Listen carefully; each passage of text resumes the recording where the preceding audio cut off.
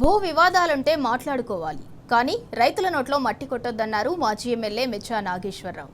భద్రాద్రి జిల్లా దమ్మపేట పరిధిలో కొబ్బరి తోటను నరికివేయటం దారుణమని మండిపడ్డారు. మొక్కలను ధ్వంసం చేసిన వారిపై కఠిన చర్యలు తీసుకోవాలని డిమాండ్ చేశారు. నష్టపోయిన రైతులకు న్యాయం చేయాలని మెచ్చా నాగేశ్వరరావు డిమాండ్ చేశారు. రైతుకి న్యాయం చేయాలి. రైతు ఉన్న వాళ్ళు ప్రదేశంలో ఉన్న రైతుకి న్యాయం చేయాలి. రైతు అనేది మంచి ఆరోగ్యంగా ఉండే రైతుకు న్యాయం చేయాలి.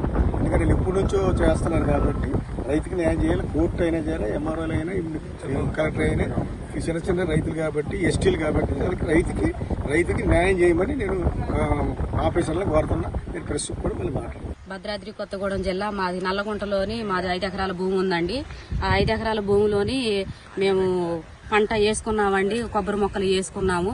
ఇది కోర్టులో నలుగుతుందండి. కోర్టులో నలుగుతా ఉంటే ఎంఆర్ఓ గారు పోలీస్ స్టేషన్ లో అందరూ కూడా భూమిలోకి వెళ్ళమాకండి అని అన్నారు.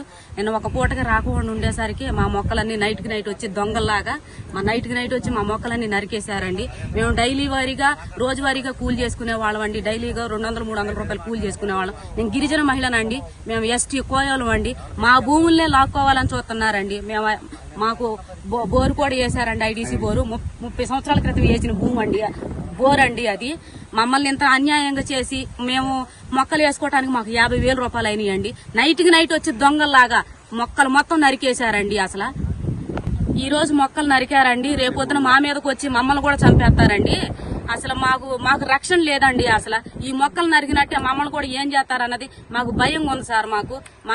మాకు ఏదైనా సాయం చేయాలి సార్ మీరు.